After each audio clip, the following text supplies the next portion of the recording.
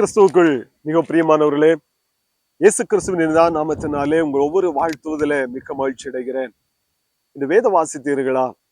இந்த ஜெபித்தீர்களா? இந்த குடும்ப ஜெபம் செய்தீர்களா? யோசித்துக் கொண்டே இந்த காணொலியை காணுங்கள். இந்த நாளிலும் காதுள்ளவன் கேட்க கடவன் என்கிற காணொலி மூலமாக உங்களை சந்திப்பதிலே மிக்க மகிழ்ச்சியா இருக்கிறேன். வெளிப்படுத்தல் 2ஆம் அதிகாரம் 7ஆம் வசனம் இப்படியாக சொல்லுகிறது, ஆவியானவர் சபைகளுக்கு சொல்லுகிறதை காதுள்ளவன் கேட்க கடவன். பாருங்கள், ஆண்டவர் யோவானுக்கு திருச்சபைகளை குறித்து பேசும் பொழுது, அவர் அங்கே வெளிப்படுத்தும் பொழுது சொல்லுகிறார், காதுள்ளவன் கேட்க கடவன். ஆவியானவர் சபைகளுக்கு அவர் பேசுகிறார், தனிப்பட்ட மனிதனுக்கு அவர் பேசுகிறார். பேசும் பொழுது காதுள்ளவர்கள் நீங்க கேட்க வேண்டும் என்று சொல்லி ஆண்டவர் சொல்லுகிறார். பாருங்கள், நமக்கு ஆண்டவர் காதை உருவாக்கி இருக்கிறார், கேட்கும் சக்தியை ஆண்டவர் நமக்கு தந்திருக்கிறார். ஆனால் நாம் கேட்கிறோமா? ஆவியானவர் பேசும் பொழுது, ஆண்டவர் நம்மோடு கூட தனிப்பட்ட முறையில் அவர் பேசும் பொழுது நாம் கேட்கிறோமா? நாம் கவனிக்கிறோமா என்று யோசித்து பார்க்க அழைக்கப்படுகிறோம்.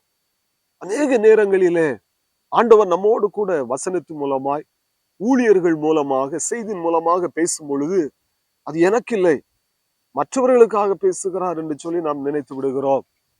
ஆண்டவர் நம்மை ஆசீர்வாதத்தின் வார்த்தைகளை சொல்லும் பொழுது அது எனக்குத்தான் என்று சொல்லி எடுத்துக்கொள்கிறோம்.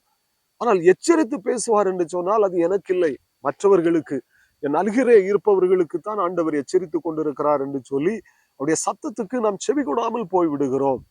எனவே தான் ஆண்டவர் நீதிமொழிகள் 1ஆம் அதிகாரம் 24ஆம் வசனத்திலே ஆண்டவர் இப்படியாக சொல்லி வைத்திருக்கிறார், நான் கூப்பிட்டும் நீங்கள் கேட்க மாட்டோம் என்கிறீர்கள், நான் என் கையை நீட்டியும் கவனிக்கிறவன் ஒருவனும் இல்லை என்று சொல்லிவிட்டு ஆண்டவர் 26ஆம் வசனம் 27ஆம் வசனத்திலே இப்படியாக ஆண்டவர் சொல்லி வைத்திருக்கிறார், ஆகையால் நானும் உங்கள் ஆபத்து காலத்தில் நகைத்து நீங்கள் பயப்படும் காரியம் உங்களுக்கு வரும் பொழுது ஆகடியம் பண்ணுவேன். நீங்கள் பயப்படும் காரியம் புயல் போல் வரும்போதும், ஆபத்து சூறாவளியை போல் உங்களுக்கு நேரிடும் போதும், நெருக்கமும் இடுக்கணும் உங்கள் மேல் வரும்போதும் ஆகடியம் பண்ணுவேன் என்று சொல்லி ஆண்டவர் சொல்லுகிறார்.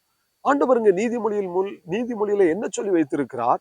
நான் கூப்பிடும் பொழுது நீங்கள் கேட்க மாட்டோம் என்று சொல்லி போவீர்கள் என்று சொன்னால், உங்கள் காதை அடைத்துக் கொண்டு நீங்கள் செல்வீர்கள் என்று சொன்னால், ஒரு நாளிலே நீங்கள் கூப்பிடுவீர்கள். ஆபத்து காலத்திலே, பிரச்சனையின் நேரத்திலே, கண்ணீரின் நேரத்திலே, பாடுகளின் நேரத்திலே நீங்கள் அதிகாலையில எழும்பி கூப்பிடுவீர்கள்.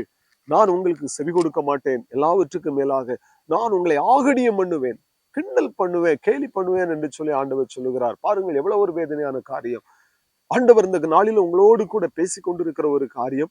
அவர் நம்மை எச்சரிக்கும் பொழுது, அவர் நம்மோடு கூட பேசும் பொழுது நாம் அதற்கு கவனிக்க வேண்டும், நாம் செவி கொடுக்க வேண்டும் என்று சொல்லி ஆண்டவர் விரும்புகிறார். பாருங்கள், வேதத்திலே நாம் ஒரு மனிதனை குறித்து நாம் பார்ப்போம் என்று சொன்னால், யோனாவை குறித்து நாம் பார்க்கும் பொழுது, யோனா 1ஆம் அதிகாரம் 1ஆம் வசனத்திலிருந்து 3ஆம் வசனம் வரை நாம் வாசித்து பார்க்கும் பொழுது ஆண்டவர் யோனாவை பார்த்து சொல்லுகிறார், நீ நினிவேக்கு எழுந்து போ, அங்கே உள்ள ஜனங்களுடைய பாவம் என் சந்நிதியில் வந்து எட்டினது, அவர்களிடத்துல போய் நீ எச்சரித்து பேச வேண்டும் என்று சொல்லி ஆண்டவர் சொல்லுகிறார்.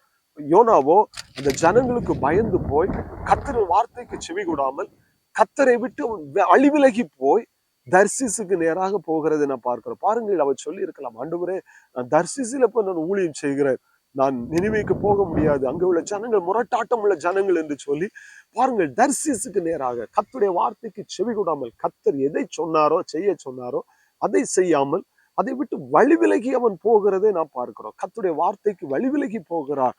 நடந்த காரியம் என்ன? அங்கே யோனா சென்ற கப்பலிலே பாருங்கள், ஒரு கலக்கம் உண்டாகிறது, புயல் வீசுகிறது.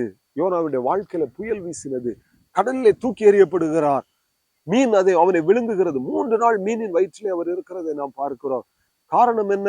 ஒரு தீர்க்கதரிசிக்கு ஏன் இப்படிப்பட்ட சூழ்நிலை? தீர்க்கதரிசி பிரயாணப்படுகிற வேளையிலே அவருக்கு ஏன் இப்படிப்பட்ட பிரச்சனைகளும் கலக்கங்களும் வேதனைகளும் உண்டாக வேண்டும்?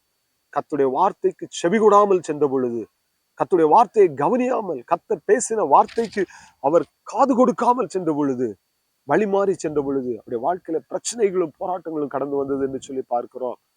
ஆனால் வேதத்துல இன்னொரு மனிதனை குறித்து நாம் பார்க்கலாம். 1 சாமுவேலின் புஸ்தகம் 3ஆம் அதிகாரத்தில் அங்கே சாமுவேலை குறித்து சொல்லப்பட்டிருக்கிறது.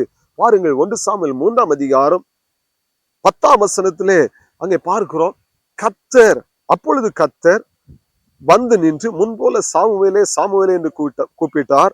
அதற்கு சாமுவேல், சொல்லும் அடியேன் கேட்கிறேன் என்றான். பாருங்க, இங்க ஒரு சிறு பையனை பார்த்து ஆண்டவர் கூப்பிடுகிறார். ஆலயத்திலே ஏலி தாத்தா படுத்திருக்கிறார், அவருடைய பிள்ளைகள் படுத்திருக்கிறார்கள். இந்த சாமுவேலும் அங்கே ஆலயத்திலே படுத்திருக்கிறார். ஆண்டவர் முன்போல வந்து நின்று ஆலயத்துல வந்து கூப்பிடுகிறார், சாமுவேலே சாமுவேலே என்று கூப்பிடுகிறார். யாருக்கும் அவருடைய வார்த்தை கேட்கவில்லை. ஆனால் இந்த சிறு பையனுக்கு மாத்திரம் அந்த சத்தம் கேட்கிறது. இந்த சிறு பையன் எழும்பி சொல்லுகிறான், கர்த்தாவே சொல்லும் அடியேன் கேட்கிறேன் என்று சொல்லி.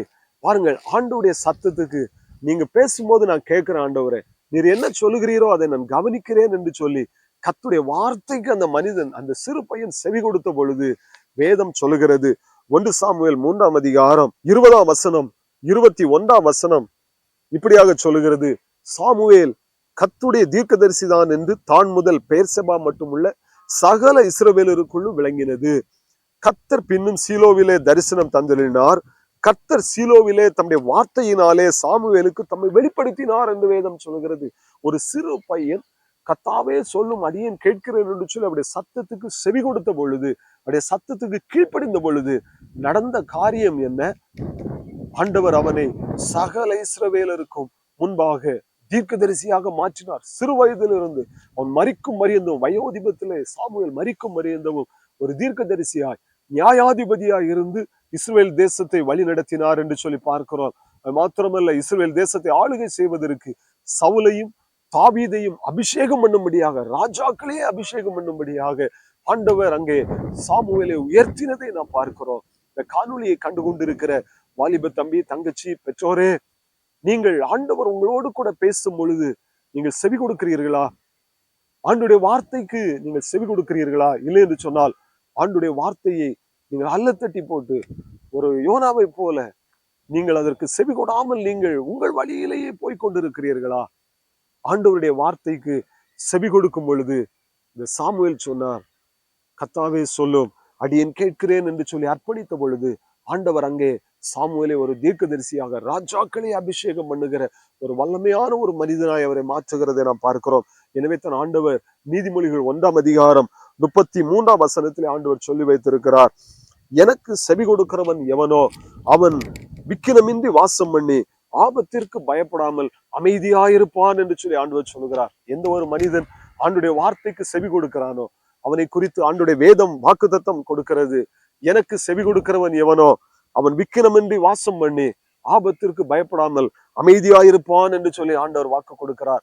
இப்படிப்பட்ட வாக்கு தத்துவத்தை ஆண்டவரே எனக்கும் தாரும். நானும் ஒரு சாமுவேலை போல உடைய வார்த்தைக்கு செவி கொடுக்கிறேன், நீங்க சொல்லுங்க, அதன்படி நடக்கிறேன் என்று சொல்லி அர்ப்பணிப்பீர்கள் என்று சொன்னால் கர்த்தர் உங்களையும் சாமுவேலை உயர்த்தினவர், ஆசீர்வதித்தவர், உங்களையும் ஆசீர்வதித்து உயர்த்த போதுமானவராக இருக்கிறார். அந்த தேவனுடைய கரத்துல அர்ப்பணிப்போம். ஆவியானவர் சபைகளுக்கு சொல்லுகிறதை காதுள்ளவன் கேட்க கடவன்.